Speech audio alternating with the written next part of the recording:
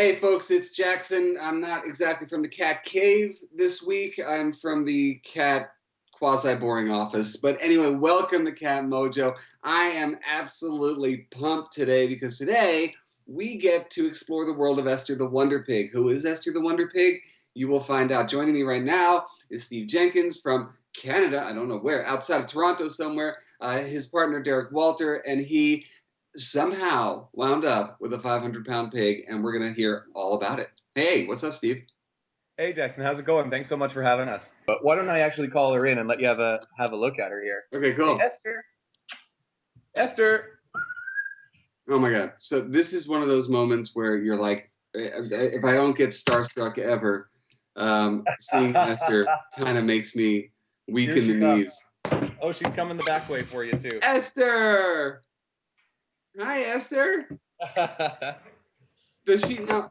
Hi, baby. Oh my God, she is so adorable. Oh my God.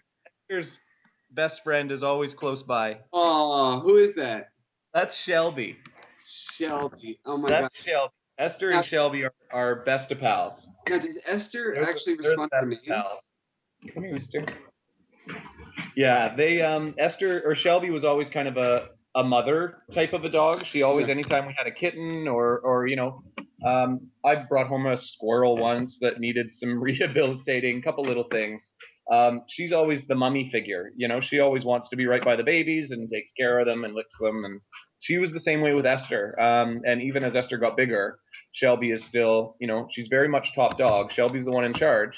But her and Esther are best of friends. They sleep together all the time. They cuddle. It's fantastic. If you could, for everybody in Cat Mojo land, just tell everyone, in a nutshell, how did you wind up with? How much does she weigh now? She's about 530 pounds. 530 pounds. So how did you wind up with a 530-pound pig, Steve? She's a big girl, and we were expecting a mini pig. I mean, it was a really spontaneous, totally unplanned thing. It was an old friend from school sent us a message one night and asked if we wanted a mini pig, said it just wasn't getting along with the family at home, and she had kids and all that sort of stuff. So I agreed to take her. I kind of just got sucked in. It was later that night. She said somebody else was interested, and I had to decide right away. So yeah, I panicked and took her, expecting, at full size, 70 pounds. 530 definitely was. Is that what a mini pig is supposed to be? 70 pounds? That's what she told us. Yeah, that she was this. They call them mini pigs, which we've since found out don't really exist. There's different breeds that are a little bit smaller, but there's really no such thing as an actual, teacup pig. These adorable little tiny pigs that you see on the internet. To be flat out, they're babies, and people think that they stay like that forever, and Esther's, clear sign of what happens sometimes. She's a bit of a special case, but our situation is not unique. It happens a lot more than you hear. Us keeping her is the unique part of it. But people get pigs and they get bigger than they expect all the time, and that's how they end up, abandoned in shelters, and it's pretty sad. I mean, at what point were you aware, like, oh, wait a minute, not mini? Like, there must have been like a point where you guys were like, we're in trouble. The first kind of moment was on our first trip to the vet when he noticed that she had a cropped tail. And he said that little short tail is a really clear indication that Esther was actually born on a commercial farm. And that, she probably wasn't from a breeder or meant to be anybody's pet. So that was our first kind of real clue that something might be up. Will you talk to me for a minute about when the two of you experienced that shift where you went from panicky guardian to activist? The whole activist thing, we kind of were accidental activists, we say. I mean, because even starting this Facebook page, I mean, we didn't intend for it to become anything even close to what it has. I mean, this page was intended to be for friends and family. We had started it, because we had kept Esther very separate from our kind of public profiles, our Facebook profiles and that sort of stuff, because we weren't supposed to have her where we live. So we had kept her, for the most part, a real big secret. And once we started the page, it was kind of a way just to show everybody that had been asking, what's going on and what's happening.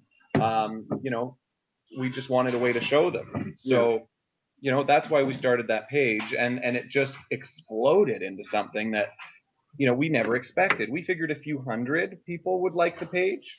We had no idea it would jump to what it has. And I mean, it was only a month. I think within a month, it was 5,000 or 6,000 people on that. When you started to see people come in the way that they were, I mean, did it reflect your awareness growing about factory farming, for instance? I mean, were you guys really involved in speaking about factory farming before this whole thing started?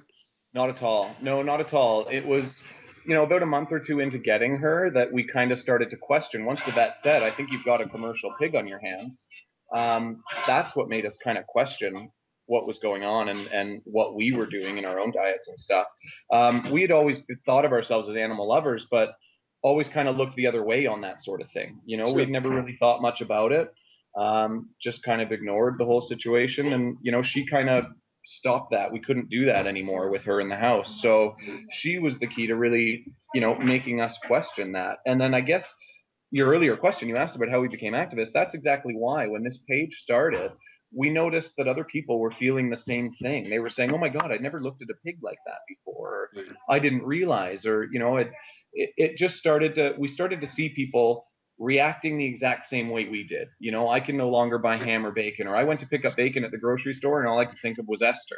Right. And that's exactly what happened to us. So we thought, holy, we might be onto something here, and the more people came in, the more we heard those stories, the more important to us it became. If she changed our lives, we'd already known that. To see a couple other people have the same sort of effect, it really lit a match under us. Now we got the reality on Esther's page, and folks, don't forget we have links to all of Steve and Derek and Esther's life and Shelby and the cats. You have two cats, right?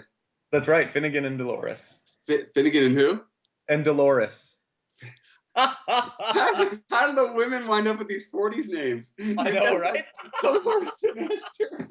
I love you. Okay, anyway, so what was my point? My point was that folks, if you want to catch up with these guys and make sure that you're in their lives as well, just there's links all around here. What's next? What are you guys working on? This whole thing with the Facebook page and how big it's gotten has really inspired us to kind of take a complete 180 on our lives. I'm a realtor and Derek is a professional magician, and we're deciding to focus everything on actually opening and running a farm sanctuary so that we can introduce people to Esther, so that we can show pigs in scenarios that you wouldn't expect. I mean, as you see, she lives in a clean environment. She sleeps on a mattress with blankets. She's toilet trained. She goes to the bathroom outside. People don't know this, don't expect this. So we want to show that on our sanctuary. We want to rescue other commercial animals as well. So there will be cows and all that sort of stuff too. But the big focus will be pigs. And a big focus also will be gardening. And we're going to have a big community garden on the property so that people can grow their own food. And then we'll offer cooking classes on site as well so that you'll grow it and then you'll get taught how to use it. So you can see how easy it is to turn even just a 1 meter by 1 meter plot in your backyard into a super productive source of food that is pennies on the dollar compared to what you're paying at grocery stores. Not to mention it's incredibly healthy, right? And it goes hand in hand. Everything that we're going to be showing you how to make will be, quote, Esther approved. Esther approved, right? Esther's right? Kitchen is a website that is up. Is Esther's absolutely. Kitchen? Exactly. It's only on Facebook right now, but we are building a database to go onto the website, so you'll actually be able to search by, smoothies and appetizers. Steve, I mean, huge plans, starting a sanctuary, incredibly exciting, community gardens and all that. Talk to me about where you're at in terms of securing this land and the money involved. Absolutely. Well, we've got an offer accepted on the farm. The sellers have been incredibly amazing to us, and they know what we're doing and what we want to do, and they actually, are doing everything they can to help us. So they have given us a 60-day window. We're down to about 30 days now. We've got until June 30th to raise some money and actually be able to complete the purchase. So what's the total that you're trying to raise? We're trying to raise $400,000. Where are you right now? We're at, well, it's kind of interesting actually. On Indiegogo right now, it's showing about 144,000, but there's a $25,000 donation that's on its way. It's been transferred already. It's just not shown on the account. And that same gentleman actually came forward again and said he's going to give up another $25,000 in matched donations. So for people that will match, he'll match dollar for dollar, up to 25,000. So if Folks. you include that 25 plus the 25 not showing, we're at about 200,000 already. Okay, So so we're we've got just, basically less than a month at this point. In fact, a month. We've got a yep, month to raise $200,000 yep. for this sanctuary. Do you have a name for the sanctuary now? We're still working on the name, and actually, we may be involving our followers to help us kind of come up with and finalize the name Great on that. idea. Yeah, So, folks, if you want to help these guys out, if you want to see this sanctuary built, which I do, and I'm sure lots of other people out there do, please go to the link on this page right now to the Indiegogo fundraiser and donate. We now know that someone is going to match dollar for dollar another $25,000. So if you donate now, we can turn 25 into 50, yeah, and we can turn 50 into 200. I know this is going to happen for you guys. This push is crucial, but I know it's going to happen. And we're going to, in the next year or so, be celebrating as this sanctuary opens up. Steve, I know that we're short on time.